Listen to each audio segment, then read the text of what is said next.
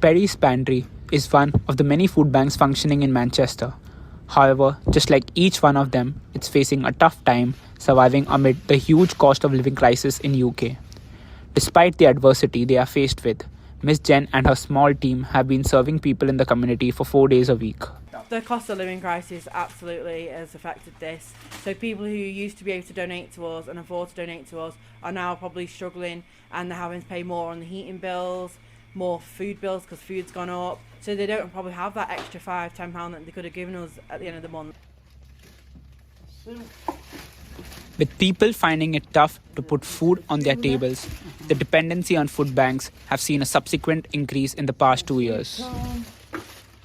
The referrals are going up, donations are going down. It's not leveling out. It's becoming a bit crazy, and we've now had to introduce a waiting list because it's just the demand is through the roof. With beneficiaries spreading across southern Manchester, Perry's Pantry is surviving solely on the basis of donations from businesses and people in the community.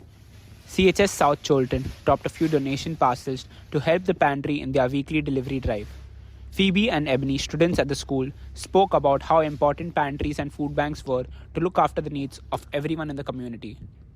I think it's very important to have food banks all over our community because some people may not be able to afford as much stuff as everyone else, so it's important to help everyone that you can.